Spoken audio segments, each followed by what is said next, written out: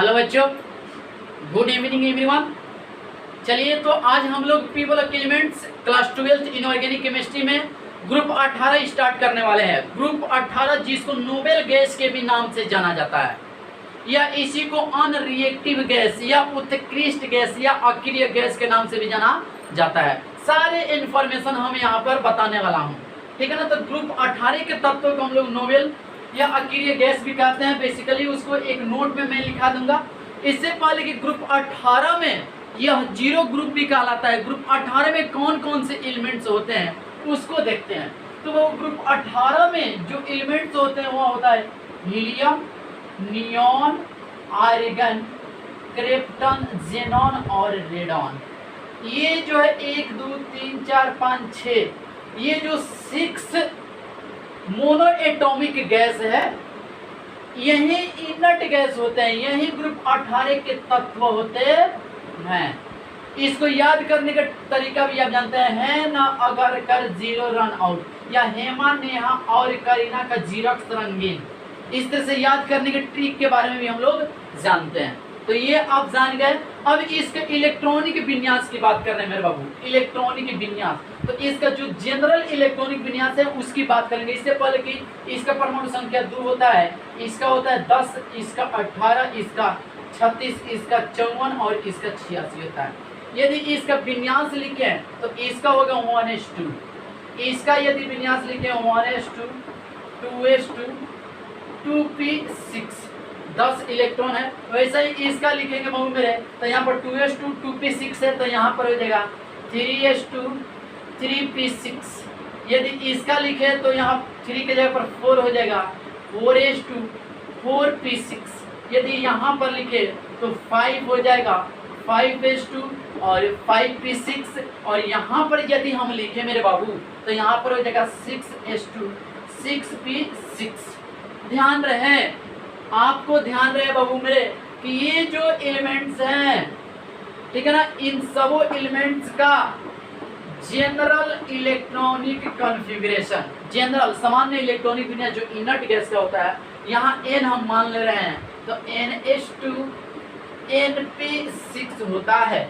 अब कहिएगा सर ये अपवाद में है। हाँ मेरे बाबू, ये अपवाद में हीलियम का विन्यास होता है 1s2, बस इसका परमाणु संख्या 2 होता है। ये अपवाद है, इसको आपको याद रखना पड़ेगा।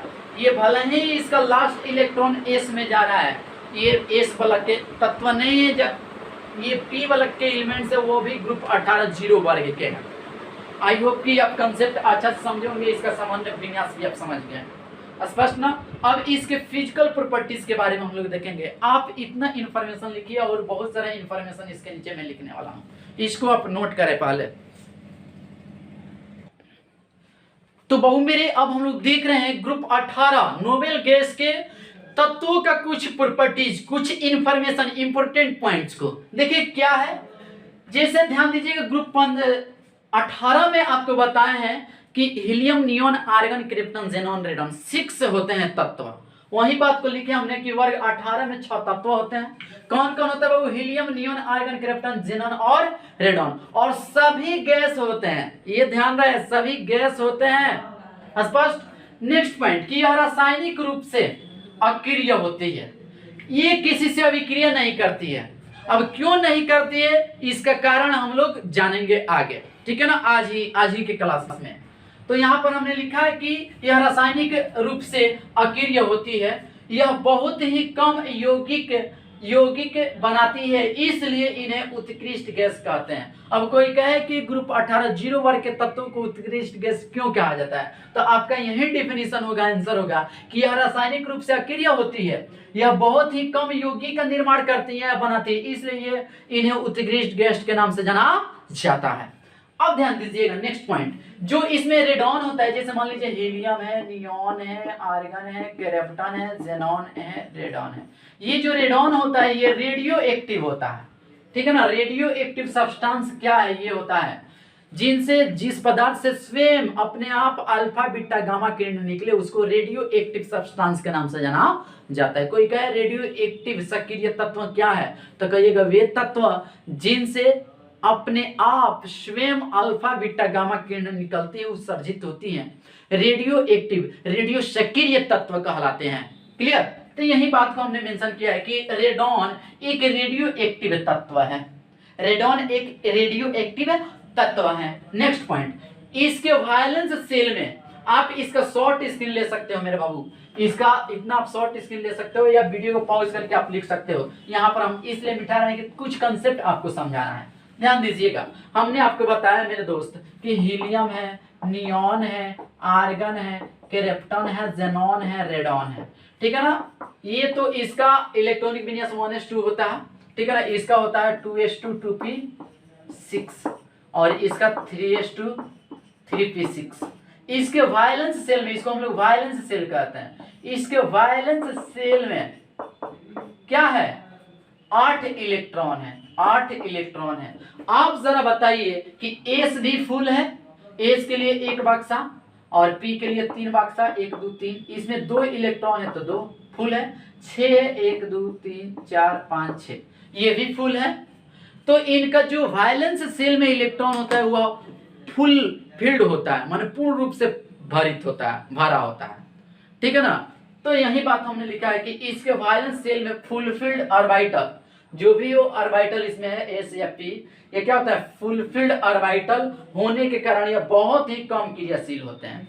जब इसका वायलेंस सेल फुल है तो ये बहुत स्टेबल होगा, इसका सब सेल स्टेबल होगा या ऑर्बिटल स्टेबल होगा, जिसकी वजह से वह अपने में ना इलेक्ट्रॉन जोड़ेगा। क्यों नहीं अपने में इलेक्ट्रॉन ले सकता है? क्योंकि इसका सेल पूरा फुल है, एक्स्ट्रा इलेक्ट्रॉन को नहीं ले सकता है और ये त्यागेगा भी नहीं, क्योंकि ये अष्टक कंप्लीट किया है। तो जब इलेक्ट्रॉन का ना आदान होगा ना ही प्रदान होगा, ना इससे इलेक्ट्रॉन निकलेगा और ना ही इसमें ऐड होगा, तो फिर वह अक्रिय होगा, किसी से रिएक्शन नहीं करेगा। तो वही बात है कि इसके वायलेंस सेल में फुलफिल्ड ऑर्बिटल होने के कारण यह बहुत ही कम क्रियाशील होती है, इसलिए इन्हें उत्कृष्ट गैस कहते हैं। यह बहुत कम यौगिक का निर्माण करते हैं, इसलिए इन्हें उत्कृष्ट गैस के नाम से भी जाना जाता है। नेक्स्ट पॉइंट देखिएगा जरा मेरे बाबू, इसके ऑकरेंस की बात करेंगे कि कैसे इसकी प्राप्ति होती है, कहां से इसकी प्राप्ति होती है। तो यहां पर लिखा हमने कि ये वायु में उपस्थित होती है, जाहिर सी बात है ये वातावरण में उपस्थित होती है। ठीक है ना? अब इस वातावरण में helium, neon, argon, krypton, xenon, radon जो है बाबू मेरे, इनमें सर्वाधिक मात्रा में कौन होती है? तो ध्यान रहे आर्गन। आर्गन गैस पूरे जो इनर्ट गैस है उन सबों में सर्वाधिक पाई जाती है इस वातावरण में। उसी बात को हमने इंफॉर्मेशन में लिखा है कि ये वायु में उपस्थित होती है, इसलिए इन्हें एरोजेंस कहते हैं। ये वायु में उपस्थित होती है इसलिए एरोजेंस कहते हैं। क्वेश्चन पूछा जा सकता है 2 नंबर का ऑब्जेक्टिव क्वेश्चन या सब्जेक्टिव आपसे पूछा जा सकता है कि 0 वर्ग या ग्रुप 18 के तत्वों को एरोजेंस के नाम से जाना जाता है। क्यों? क्या कहिएगा? कहिएगा कि इनर्ट गैस वायु में उपस्थित होते हैं इसलिए इन्हें एरोजेंस के नाम से जाना जाता है। स्पष्ट? तो ये आप समझ गए। नेक्स्ट पॉइंट, वातावरण में सर्वाधिक मात्रा में पाई जाने वाली अक्रिय गैस क्या होती है मेरे दोस्त? आर्गन होती है। अभी हमने समझाया आपको कि इस वातावरण में जो इनर्ट गैस होता है वह सर्वाधिक मात्रा में पाया जाने वाला होता है, जो इनर्ट गैस आर्गन होता है। नेक्स्ट पॉइंट, हीलियम का मुख्य व्यवसायिक स्रोत प्राकृतिक गैस है। हीलियम का मुख्य स्रोत व्यवसायिक व्यावसायिक रूप से कौन होता है बाबू? हीलियम का मुख्य स्रोत प्राकृतिक गैस होता है। ठीक है ना? प्राकृतिक गैस होता है, इसको ध्यान में रखना है। स्पष्ट? नेक्स्ट पॉइंट, सभी तत्व रंगहीन गंधहीन गैस है। सभी जितना भी गैस है helium, neon, argon, krypton, xenon, कोई उसमें स्मेल नहीं होगा, कोई उसमें कलर नहीं होगा, कलरलेस होगा। स्पष्ट? Next point, high ionisation energy in periodic table. पूरे ज्ञात तत्वों में जितना भी ज्ञात तत्व है इस समय पीरियोडिक टेबल में 118, उन सबों में आयनाइजेशन एनर्जी सर्वाधिक किसका होता है? हाई, तो वह होता है हीलियम। हीलियम पूरे ज्ञात तत्वों में सर्वाधिक आयनाइजेशन एनर्जी रखता है। नेक्स्ट पॉइंट, लो आयनाइजेशन एनर्जी सीजियम का होता है। इस साल जेईई मेंस के एग्जाम में 2020 में ये पूछा है कि फोटो सेल में किन तत्वों का यूज करते हैं? तो सीजियम का। क्यों? इसका आयनाइजेशन एनर्जी वेरी लो होता है, इसमें थोड़ा सा भी इस पर लाइट पड़ेगा, ईएमआर पड़ेगा तो फटाफट इलेक्ट्रॉन उत्सर्जित करना स्टार्ट कर देता है, इसलिए सीजियम का ही व्यवहार किया जाता है। ये 11th में हमने फोटो इलेक्ट्रिक इफेक्ट में आपको खूब अच्छा से डीपली पढ़ाया है, इस पर क्वेश्चन भी बनवाया है। ठीक है ना? कि फोटो सेल में, फोटो केमिकल रिएक्शन में या सेल में सीजियम को ही क्यों लिया जाता है। ठीक है ना? तो आप इसको नोट कर सकते हो, शॉर्ट स्क्रीन में ले सकते हो बाबू मेरे। इसके आगे हम बढ़ेंगे और इन्फॉर्मेशन के साथ।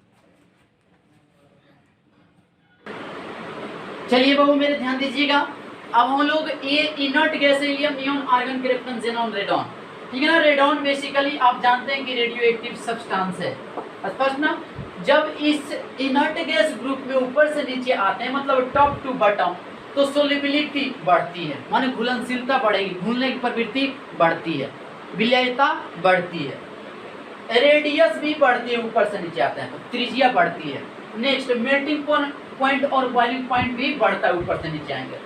और इसके लिक्विफिकेशन टेंडेंसी, मतलब द्रव में बदलने की प्रवृत्ति भी क्या होती है, बढ़ती है, नीचे ऊपर से नीचे आएंगे। जैसे लिक्विफिकेशन का ऑर्डर हम पूछते हैं, लिक्विफिकेशन टेंडेंसी जैसे हीलियम है, नियॉन है, आर्गन है, क्रिप्टॉन है, जेनॉन है, रेडॉन छोड़ दीजिए रेडियो एक्टिव है, तो किसका लिक्विफिकेशन आसानी से हो जाएगा, सबसे ज्यादा जेनॉन, फिर क्रिप्टन, आर्गन, नियॉन। सबसे कम लिक्विफिकेशन टेंडेंसी है तो हीलियम का है। और एक बात है, यहाँ पर melting and boiling point, melting and boiling point की बात करें, यहाँ पर मेल्टिंग पॉइंट या बॉइलिंग पॉइंट की कोई भी ऑर्डर पूछे, बार बार ये पूछता है, तो helium, neon, argon, krypton, xenon, radon है हमारे पास, स्पष्ट ना। तो ये पढ़ता है ऊपर से नीचे आएंगे, तो मतलब ऑर्डर ये हो जाएगा, सबसे ज्यादा इसका, तब इसका, तब इसका, तब इसका, तब इसका, तब लास्ट में हीलियम का, स्पष्ट ना।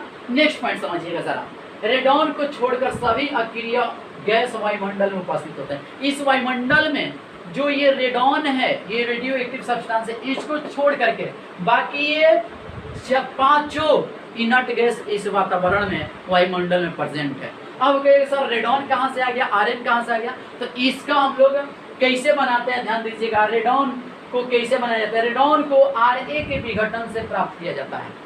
हमने लिखा है रेडॉन को छोड़कर सभी अक्रिय गैस वायुमंडल में उपस्थित होते हैं, रेडॉन को छोड़कर, ठीक है ना। रेडॉन को Ra के विघटन से प्राप्त किया जाता है। Ra जिसका परमाणु संख्या 88 और द्रव्यमान क्या होता है 226। क्या होता है ना, इसको जब हम इसका विघटन कराते हैं, ठीक है ना, तो यहाँ पर अल्फा मिलता है, अल्फा किरण मिलती है, रे मिलती है, जिसको हीलियम के नाम से जाना जाता है, हीलियम 2 ठीक है ना। तो यहाँ पर हमको प्राप्त होगा, यहाँ पर Rn, Ra था Rn हो जाएगा, क्यों, क्योंकि Rn इसमें से 2 घट गया ना भाई, 88 में से 2 को तो निकल गया, तो कितना हो जाएगा 86, और 86 किसका होता है, रेडॉन का होता है, और इसमें से 4 द्रव्यमान घट जाएगा, कितना हो जाएगा 222, ठीक है ना। तो ये हमको प्राप्त हो जाता है क्या, तो रेडॉन, किसके द्वारा, Ra के द्वारा। बात बुझाया ना, आप इसको नोट करें। इसके आगे नेक्स्ट इन्फॉर्मेशन की तरफ बढ़ेंगे और इसके यूजेज, उपयोगिता के तरफ बढ़ेंगे, उसके बाद हम लोग इनके कंपाउंड्स को देखेंगे, नोट करें इसको। तो बहु मेरे अब हम देख रहे हैं कि जो इनर्ट गैस है helium, neon, argon, krypton, xenon, उनके कंपाउंड्स को देखते हैं कि कौन कौन से इनर्ट गैस जो तत्व है उनका कंपाउंड्स पाया जाता है या नहीं। तो वही चीज हमने लिखा है, existence of compound of inert gas. जो इनर्ट गैस तत्व है उन क्या वे रिएक्शन करके, कंबाइन करके, संयोग करके कंपाउंड का निर्माण करते हैं या नहीं, क्या किन किन इनर्ट गैस तत्व का कंपाउंड पाया गया है, किनका ज्ञात है, किनका ज्ञात नहीं हुआ, चीज देखेंगे। जैसे मान लीजिए यहाँ पर हमने इनर्ट गैस लिया है, यहाँ पर उनके कंपाउंड्स को लिया है, तो हीलियम, नियॉन, आर्गन, इन तीनों की बात करें तो इसका कोई ज्ञात कंपाउंड्स नहीं है, ज्ञात कंपाउंड नहीं है इन तीनों का, ध्यान रहे, ज्ञात कंपाउंड इन तीनों का अभी तक ज्ञात नहीं हुआ, इन तीनों का, हीलियम, नियॉन, आर्गन का। क्रिप्टन का एक कंपाउंड ज्ञात है, वह है ओनली KrF2, मात्र ये क्रिप्टन के कंपाउंड KrF2 है। नेक्स्ट सबसे ज्यादा कंपाउंड्स पाए जाते हैं तो वो मेरे जेनॉन का। ये सबसे पहले बर्कलेट नामक वैज्ञानिक ने इस कंपाउंड का फॉर्मेशन किया। इसके बेसिस पर जेनॉन फ्लोराइड, और जेनॉन फ्लोराइड माने जेनॉन से फ्लोराइड से अभिक्रिया करके, फ्लोरीन से अभिक्रिया करके जेनॉन फ्लोराइड ऑक्सीजन से अभिक्रिया करके इसके साथ जेनॉन ऑक्साइड का निर्माण किया था, ठीक है ना। तो ये होता है XePtF6, इसी कंपाउंड, ये पहले कंपाउंड ज्ञात था जेनॉन का, उसके इसी के माध्यम से XeF2 ज्ञात हुआ, XeF4 हुआ, XeF6 हुआ, XeO3, XeO2F2, बहुत सारे कंपाउंड का एग्जिस्टेंस पाया गया, ठीक है ना। उसके बाद रेडॉन, रेडॉन का मात्र एक कंपाउंड है RnF2, RnF2। तो आपसे क्वेश्चन पूछा जा सकता है बहु मेरे कि किन इनर्ट गैस के कंपाउंड यौगिक ज्ञात नहीं है, तो किन का नहीं है, हीलियम, नियॉन, आर्गन का। कहेगा कि किन किन इनर्ट गैस के तत्वों का कंपाउंड ज्ञात हैं, तो क्रिप्टन, ज़ेनॉन, रेडॉन। आपसे कहेगा किन इनर्ट गैस के तत्वों में कंपाउंड का एग्जिस्टेंस सर्वाधिक है, तो सबसे ज़्यादा कंपाउंड फॉर्म करता है तो ज़ेनॉन। स्पष्ट ना? क्यों ऐसा होता है? चूंकि हम लोग वर्ग ऊपर से नीचे आते हैं तो रिएक्टिविटी बढ़ता है, जब रिएक्टिविटी बढ़ेगा तो आप जानते हैं कि अभिक्रिया करके कंपाउंड्स का निर्माण करेगा। तो आप कहिएगा सर ज़ेनॉन के नीचे रेडॉन है तो इसका कंपाउंड ज़्यादा होना चाहिए, लेकिन बाबू ये आपको पता है कि ये रेडियो एक्टिव सब्सटेंस होता है, रेडियो एक्टिव सब्सटेंस होता है। इसलिए पूरे इनर्ट गैस जितना भी ये 6 इनर्ट गैस उनमें सर्वाधिक कंपाउंड बनाता है, निर्माण करता है, तो वो है ज़ेनॉन। और सबसे कम तो क्रिप्टन और रेडॉन, और ये तीनों तो एग्जिस्ट नहीं करता इनका कंपाउंड। स्पष्ट में किसी से अभिक्रिया नहीं करता। क्लियर? किसी को कहीं कंफ्यूजन नहीं है? आप इसको नोट कर सकते हो या इसका आप शॉर्ट स्क्रीन ले सकते हो। और भी यहाँ पर क्वेश्चन उठता है। क्या क्वेश्चन उठता है कि ग्रुप 18 के तत्वों के, वर्ग 18 के तत्वों को इनर्ट गैस या नोबेल गैस या अकीय गैस कहा जाता है, क्यों? या ये इनर्ट गैस, ये ग्रुप 16, ग्रुप 18 0 वर्ग के तत्व अक्रिय होते हैं क्यों, या निष्क्रिय होते हैं क्यों? ये बहुत बड़ा क्वेश्चन है और ये आसान है। 2 नंबर के क्वेश्चन पूछे जा सकते हैं आपके बोर्ड एग्जाम में, तो इसको आप पहले नोट करें।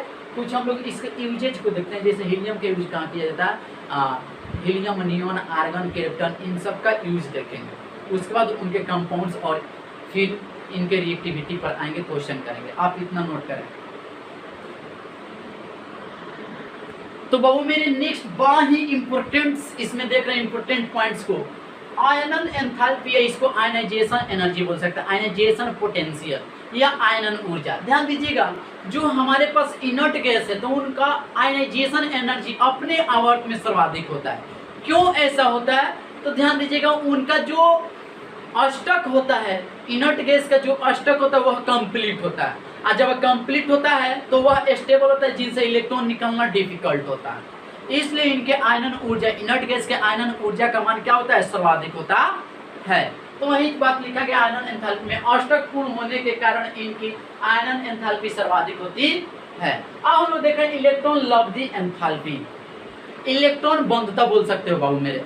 अब जरा ध्यान देंगे कि जब हमारे पास इनर्ट गैस है और उसका ऑक्टेट कंप्लीट है, अष्टक कंप्लीट है, तो उनसे हम इलेक्ट्रॉन तो नहीं निकल सकते क्योंकि स्टेबल कॉन्फ़िगरेशन बनाया है। और जब स्टेबल कॉन्फ़िगरेशन बनाया है उनसे इलेक्ट्रॉन निकालने में डिफिकल्ट होगा, माने एनर्जी ज्यादा लगेगा तब ना इलेक्ट्रॉन निकलेगा। तो इलेक्ट्रॉन निकालना किसी एटम से, बाहरी कक्ष से, आयनाइजेशन एनर्जी कहलाता है, तो सर्वाधिक होगा, जाहिर सी बात है ये, इसमें कोई कंफ्यूजन। अब इलेक्ट्रॉन लब्धि एंथैल्पी को समझिएगा कि कोई गैसियस एटम होता है और उसको उसमें उस एटम में बाहरी इलेक्ट्रॉन को जोड़ना होता है। तो जब इस इनर्ट गैस के जो अष्टक है वह कंप्लीट है, तो बताओ एक्स्ट्रा इलेक्ट्रॉन को अपने में जोड़ने देगा? नहीं जोड़ने देगा। तो ये इलेक्ट्रॉन को ग्रहण नहीं करेगा, इलेक्ट्रॉन को लेगा नहीं, बल्कि उसको रिपेल करके बाहर निकाल देगा, आने वाला को धनात्मक मूड में रहेगा उस समय। बात बुझाए क्या? तो वही बात हमने लिखा है इलेक्ट्रॉन लब्धि एंथैल्पी में कि अक्रिय गैस का स्टेबल इलेक्ट्रॉनिक कॉन्फ़िगरेशन होने के कारण यह इलेक्ट्रॉन ग्रहण नहीं करता है। स्पष्ट? इस कारण इसकी इलेक्ट्रॉन लब्धि एंथैल्पी का मान धनात्मक होती है। जैसे मान लीजिए, समझिए एक बार फिर से कि ये हमारे पास एटम है, ठीक है ना, ये इसका ऑक्टेट कंप्लीट है, ये 8 इलेक्ट्रॉन इसमें भरा हुआ। तो बताओ एक इलेक्ट्रॉन यहाँ है तो इसमें हम जोड़ पाएंगे? क्योंकि ये तो पूरा स्थान घेर लिया है ना, इसको ऑक्टेट कंप्लीट है, स्टेबल है, तो ये इलेक्ट्रॉन को अपने में नहीं जोड़ने देगा, माने इलेक्ट्रॉन को ग्रहण नहीं करेगा, करके रिपेल करके भगा देगा, माने इसमें धनात्मक गुण है। इलेक्ट्रॉन लब्धि एंथैल्पी क्या है? धनात्मक गुण है। क्यों? इसका इलेक्ट्रॉनिक विन्यास क्या है? स्टेबल है। तो अकेले गैस का स्टेबल इलेक्ट्रॉनिक विन्यास होने के कारण यह इलेक्ट्रॉन ग्रहण नहीं करता, इसको ग्रहण करके नहीं करेगा। इस कारण इनकी इलेक्ट्रॉन लब्धि एंथैल्पी का मान धनात्मक होती है, इसको ढकेल के भगा देती है। स्पष्ट ना? वही चीज हम आयनन ऊर्जा को समझा रहे हैं कि ये हमारे पास एटम है और बाबू मेरे ये स्टेबल है और 8 इलेक्ट्रॉन है। जब ये स्टेबल अस्थाई है, तो कोनो चीज अस्थाई है, स्टेबल है, तो उसको तोड़ना या फोड़ना बहुत डिफिकल्ट होता है। तो बताओ ये जब अस्थाई है तो इसे इलेक्ट्रॉन हम लोग निकाल पाएंगे? इलेक्ट्रॉन को नहीं निकाल पाएंगे, माने आयनाइजेशन एनर्जी कितना हो एनर्जी दीजिए, इलेक्ट्रॉन नहीं निकलेगा। इसको निकालने के लिए बहुत ज़्यादा एनर्जी झोंकना पड़ेगा, माने काफ़ी ज़्यादा एनर्जी लगेगा, माने आयनाइजेशन एनर्जी काफ़ी ज़्यादा। बात हो जाए तो वहीं अष्टक कंप्लीट पूर्ण होने के कारण इनकी आयनन एंथैल्पी सर्वाधिक होती है। अब यहाँ पर बड़ा ही इंपॉर्टेंट क्वेश्चन पूछता है, क्या पूछता है सर जी बताइए। तो आप इसका शॉर्ट स्क्रीन ले सकते हो बाबू मेरे, या आप समझिएगा जरा। क्वेश्चन पूछ सकते हैं हम लोग से बोर्ड एग्जाम में क्वेश्चन कि शून्य वर्ग के तत्व अकीर्य होते हैं क्यों, या वर्ग 18 के तत्व अकीर्य होते हैं क्यों। वर्ग 18 के तत्व अकीर्य होते हैं क्यों।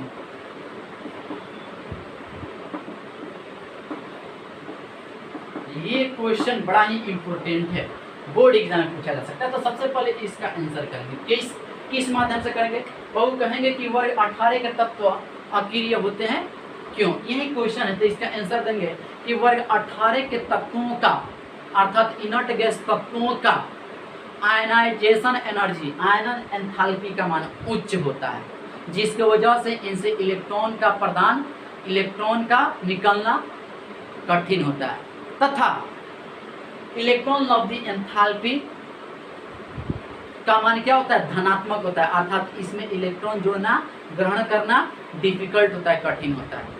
अर्थात इनर्ट गैस ना इलेक्ट्रॉन को त्यागते हैं, क्योंकि क्यों नहीं त्यागते हैं, इसका आयनाइजेशन एनर्जी ज़्यादा होता है। इनर्ट गैस ना इलेक्ट्रॉन को त्यागते हैं और ना ही इलेक्ट्रॉन को ग्रहण करते हैं, इसलिए ये अकीर्य होते हैं। एक बार फिर समझिएगा, अपने से आंसर लिख सकते हैं बाबू, हम बोल दे रहे हैं आप लिख लीजिए। क्या है क्वेश्चन कि वर्ग 18 के तत्व अकीर्य होते हैं क्यों।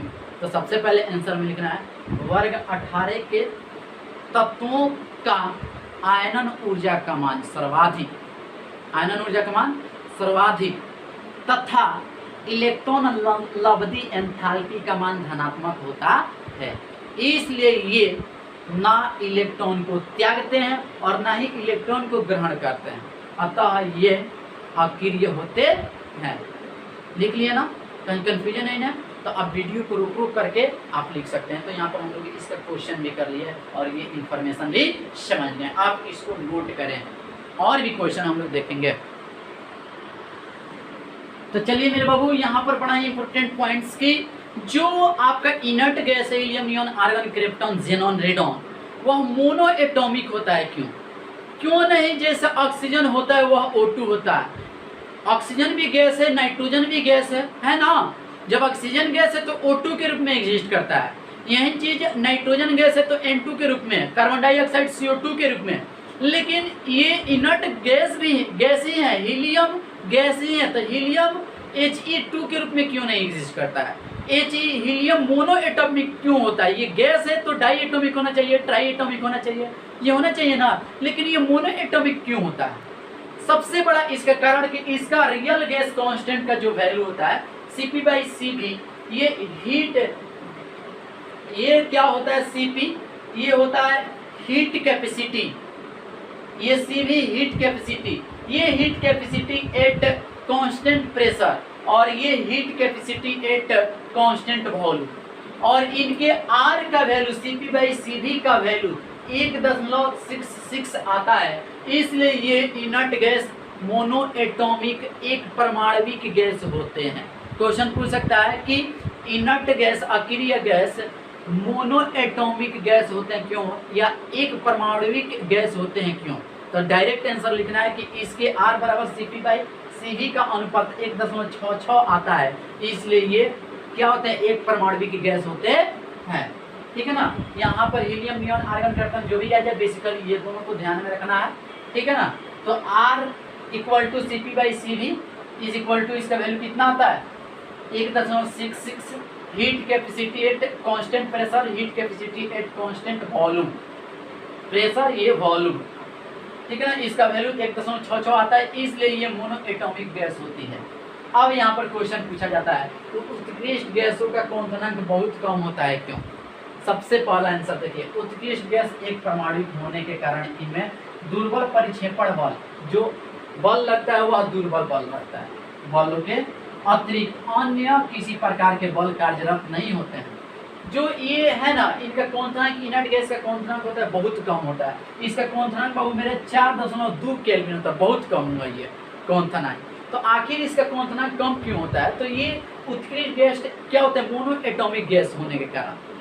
मोनो एटॉमिक गैस होने के कारण इनमें दुर्बल बल लगता है, कमजोर बल लगता है, अन्य कोई एक्स्ट्रा बल इसमें कार्यरत नहीं होते हैं, इसलिए इनका क्वथनांक क्या होता है, वेरी लो होता है। वही चीज लिखा गया उत्तेजित गैस एक परमाणुविक होने के कारण इनमें दुर्बल परिक्षेपण बलों के अतिरिक्त अन्य किसी प्रकार के बल कार्यरत नहीं होते, इसलिए यह निम्न ताप पर द्रवित हो जाते हैं, कम टेम्परेचर पर द्रव में बदल जाते हैं, अतः इनका क्वथनांक निम्न होता है, कितना के बराबर, 4.2 केल्विन के बराबर होता है। तो ये इनर्ट गैस का हर चीज हमने कंप्लीट किया, इंफॉर्मेशन। अब हम लोग इसके यूज को देखेंगे, देन उसके कंपाउंड्स को देखेंगे, स्पष्ट ना, जैसे जेनॉन के कंपाउंड्स को देखेंगे। ये जेनॉन के कंपाउंड्स बड़ा ही इंपॉर्टेंट है, इसको आप नोट कर लें।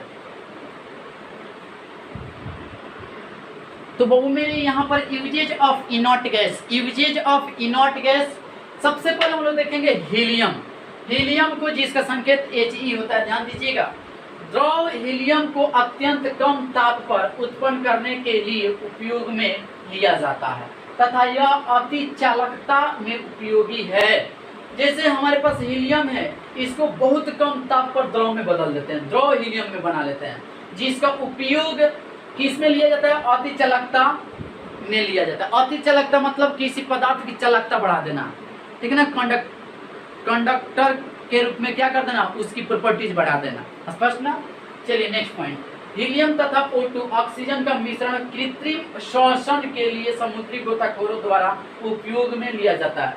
जो व्यक्ति समुद्र के अंदर जाता है तो वह अपने पीछे, पीठ पीछे क्या लेता है, टंकी लेता है, गैस सिलेंडर लेता है, जिसमें क्या क्या होता है, हीलियम और ऑक्सीजन का मिक्सचर होता है, मिश्रण होता है, उसको हम लोग गोताखोर बोलते हैं। तो उसमें श्वसन प्रक्रिया में ये हीलियम और O2 गैस का यूज में लिया जाता है, स्पष्ट। नेक्स्ट पॉइंट, नाभिकीय संयंत्र में प्रशीतक के रूप में, ठीक है ना, क्या है, कूलेंट नाभिकीय संयंत्र जो होता है उसको ठंडा करने में हीलियम का यूज किया जाता है। नेक्स्ट, यह अज्वलनशील गैस है, इसको जलाइएगा तो नहीं जलेगा। इसकी वहन क्षमता में लिफ्टिंग कैपेसिटी हाइड्रोजन की 92% है, इसलिए इसका उपयोग गुब्बारे तथा वायुयानों के टायरों में किया जाता है।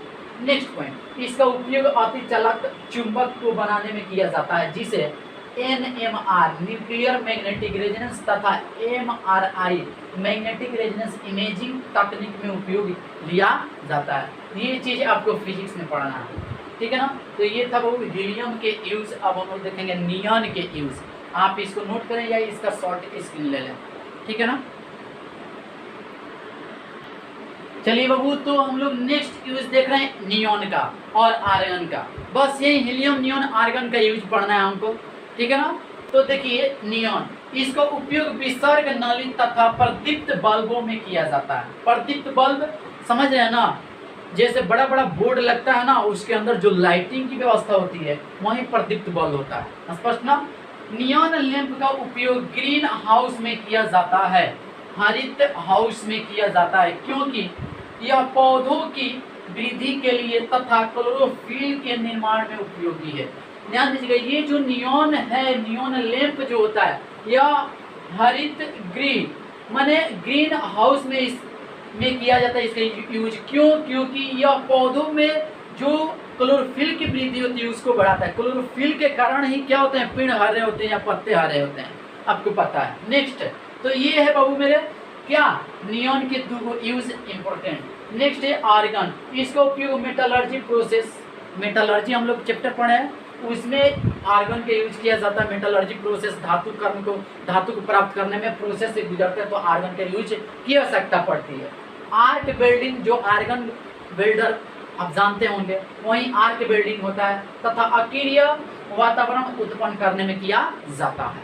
नेक्स्ट, इसकी सूक्ष्म मात्रा को ट्रांजिस्टर, फिजिक्स में पढ़ना है आपको ट्रांजिस्टर, ठीक है ना। इसकी सूक्ष्म मात्रा को ट्रांजिस्टर में सिलिकॉन तथा जर्मेनियम क्रिस्टल बनाने में उपयोग किया जाता है। नेक्स्ट और लास्ट, आर्गन का उपयोग, इसका उपयोग वैद्युत बल्ब, रेडियो बल्ब में किया जाता है। तो ये बाबू हम लोग देखें क्या, तो इसमें आज के सेशन में हम लोग यूज देखें और इसके इनर्ट गैस के फिजिकल प्रॉपर्टीज और इनके बारे में इंफॉर्मेशन और कुछ सब्जेक्टिव क्वेश्चन भी हम लोग पकड़े हैं इसमें, ठीक है ना। इसके आगे हम लोग group 18 inert gas noble gas में हम लोग को पढ़ना है केमिस्ट्री ऑफ जेनॉन, जेनॉन के कंपाउंड्स के बारे में पढ़ना है, उसका केमिकल रिएक्शन समझना है, उनके अलावे structure of xenon compound, xenon compounds के स्ट्रक्चर का अध्ययन करना है। और हमको लगता है ज़्यादा से ज़्यादा 20-25 मिनट का और क्लास आपका रह गया है, जिसको अगला लेक्चर में हम कवर करेंगे। चूँकि ये लंबा हो जा रहा है और लिखना काफ़ी ज़्यादा है, इसलिए हमने सोचा कि इस वीडियो को यहीं पर रोकना है। चलिए हम लोग नेक्स्ट लेक्चर मिलते हैं, और आपसे मैं रिक्वेस्ट कर रहा हूँ कि आप ईमानदारी से पढ़ें और इस यूट्यूब चैनल को थोड़ा सा प्रॉफिट पहुँचाए, आप खूब शेयर करें अपने दोस्तों के साथ। स्पष्ट ना? तो चलिए हम लोग नेक्स्ट लेक्चर में मिलेंगे। धन्यवाद।